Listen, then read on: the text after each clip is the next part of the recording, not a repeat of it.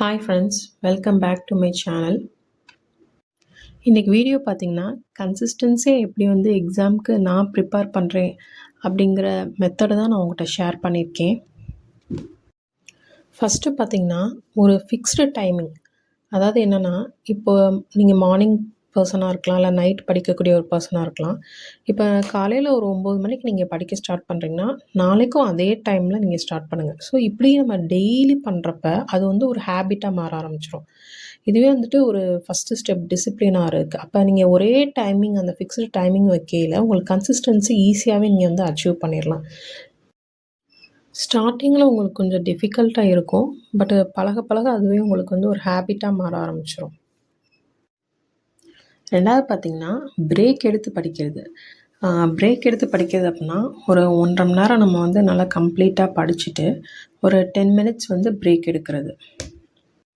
School, காலேஜ்லலாம் பார்த்திங்கன்னா 2 period முடிஞ்சதும் நமக்கு வந்து ஒரு 10 மினிட்ஸ் வந்து பிரேக் கிடைக்கும். அப்போ பார்த்திங்கன்னா, ஒரு சப்ஜெக்ட்டுக்கு வந்து அவங்க 45 மினிட்ஸ் மாதிரி கணக்கு வச்சு 1 1/2 மணி நேரத்துக்கு வந்து 10 மினிட்ஸ் வந்து பிரேக் விடுவாங்க. ஸோ அந்த மெத்தடையுமே நம்ம வந்து இங்கே ஃபாலோ பண்ணலாம். இந்த மாதிரி படிச்சிங்கன்னா உங்கள் மைண்டும் ரொம்ப ரெஃப்ரெஷிங்காக இருக்கும். 3rd டிப்ஸ் பார்த்திங்கன்னா, அவாய்ட் டிஸ்ட்ராக்ஷன். நம்மளை ரொம்ப டிஸ்ட்ராக்ட் பண்ணக்கூடிய ஃபோனு, டிவி, இல்லாட்டி லேப்டாப் இந்த மாதிரி இருந்துச்சுன்னா, அதை தூரமாக வந்து ஒரு செல்ஃபில் வந்து வச்சுக்கோங்க. ஸோ தட் நீங்கள் டிஸ்ட்ராக்ட் ஆகாமல் இருக்கலாம். இப்போ ஒரு எக்ஸாம்பிளுக்கு நான் என்ன சொல்கிறேன்னா, இப்போ ஒரு இன்ஸ்டியூட்டோ ஒரு காலேஜோ போனீங்கன்னா, நீங்கள் அந்த இடத்துல வந்து ஃபோனை வந்து யூஸ் பண்ணுவீங்களா சொல்லுங்கள். ஸோ அந்த மாதிரி நீங்கள் நினச்சிக்கணும். இப்போ நம்மளை யாரும் பார்க்காதனால தான் நமக்கு எப்படி இருக்குன்னா, ஃபோன் எடுத்து பார்க்கணும், லேப்டாப் நோண்டணும், டிவி பார்க்கணும் அப்படின்னு நமக்கு ஃபீல் ஆகுது.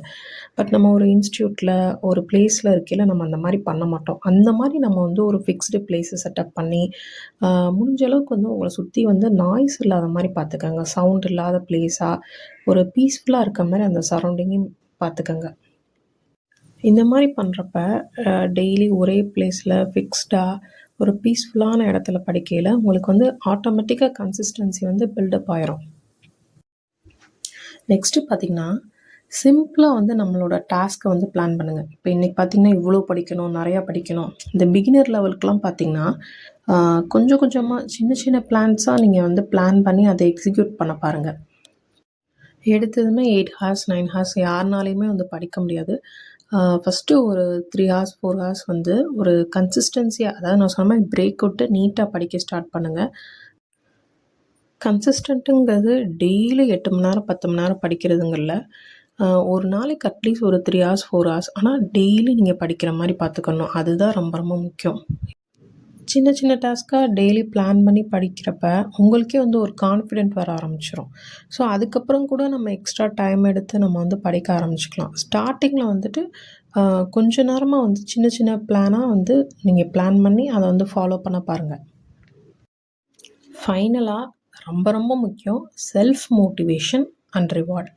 செல்ஃப் மோட்டிவேஷனாக டெய்லி நீங்கள் உங்களை பாராட்டிகிட்டே இருக்கணுங்கிறதில்ல.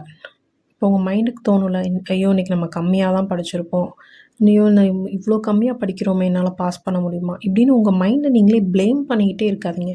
நம்மளால் படிக்க முடியும், நம்ம இன்றைக்கி படிச்சிடலாம், நேற்றை விட இன்றைக்கி கொஞ்சம் பெட்டராக பெர்ஃபார்ம் பண்ணியிருக்கோம், இப்படி பாசிட்டிவாக திங்க் பண்ண ஆரம்பிங்க. இதுதான் வந்து செல்ஃப் மோட்டிவேஷன் சொல்கிறது. டெய்லி எவ்வளோ படிக்கிறீங்க அப்படிங்கிறத உங்களை ட்ராக் பண்ணிக்கிட்டே இருங்க. ஸோ தட் நீங்கள் இம்ப்ரூவ் ஆகிறதுக்கும் கன்சிஸ்டன்சியாக படிக்கிறதுக்கும் இது ரொம்ப ஹெல்ப்ஃபுல்லாகவே இருக்கும். ஒரு 10 டேஸ் நம்ம கண்டினியூஸாக படிச்சுட்டு 2 நாள் 3 நாள் படிக்காமல் இருந்தோம்னா நமக்கு அந்த கன்சிஸ்டன்சி வந்து இல்லாமல் போயிடும். ஸோ முடிஞ்ச அளவுக்கு கொஞ்ச நேரமாச்சும் நீங்கள் புக் எடுத்து அதை வந்து செல்ஃப் மோட்டிவேட் பண்ணி உங்களுக்கு படிக்கிறதுக்கு நீங்கள் வந்து புல் பண்ணுங்கள். நீங்கள் பிளான் பண்ண மாதிரி அன்றைக்கி ஸ்டடி டேபிளில் உங்கள் டாஸ்க்கை நீங்கள் வந்து கம்ப்ளீட் பண்ணிட்டீங்கன்னா உங்களுக்குன்னு ஒரு செல்ஃப் ரிவார்டு வந்து கொடுத்துக்கோங்க. எக்ஸாம்பிளுக்கு உங்களுக்கு பிடிச்ச ஏதாச்சும் ஒரு ஸ்வீட்டோ, ஒரு குலோப் ஜாமோ, இல்லைனா உங்களுக்கு பிடிச்ச ஏதாச்சும் ஒரு பிரேஸ்லெட்டோ, ஏதோ ஒரு சின்ன சின்ன விஷயம் கூட உங்களை நீங்கள் பாராட்டுற மாதிரி நீங்கள் வந்து பண்ணிக்கங்க. ஸோ அந்த மாதிரி நீங்கள் உங்களை பூஸ்டப் பண்ணுறப்ப உங்களுக்கு ஒரு கன்சிஸ்டன்சியாக படிக்கணும், நம்ம வந்து ஃபாலோ பண்ணணும் அப்படிங்கிற ஒரு தாட் வர ஆரம்பிச்சிடும். முடிஞ்ச அளவுக்கு நோட்ஸையுமே வந்து நீட்டாக மேக் பண்ணுற மாதிரி பார்த்துக்கோங்க. நான் ஹேண்ட் ரைட்டிங் பற்றி பேச வரல. நீட்டாக ப்ரெசென்ட் பண்ணுறது, பிளாக் பென் யூஸ் பண்ணுறது, ப்ளூ பென் யூஸ் பண்ணுறது, ஹெட்டிங்க்கெலாம் வந்து ஹைலைட் பண்ணுறது, இப்படி பார்க்கையில நம்ம நோட்ஸ பார்க்கையில நமக்கே படிக்கணும் அப்படின்னு சொல்லிட்டு ஒரு ஆர்வம் வரும். இதெல்லாம் வந்து நம்ம மைண்ட ட்ரிக் பண்றதுக்கு உண்டான ஒரு ஸ்ட்ராட்டஜி தான். That's all for today's video friends. பிடிச்சிருந்தா என்னோட சேனலை மறக்காமல் சப்ஸ்கிரைப் பண்ணுங்கள், வீடியோ லைக் பண்ணுங்கள். தேங்க்ஸ் ஃபார் வாட்சிங்.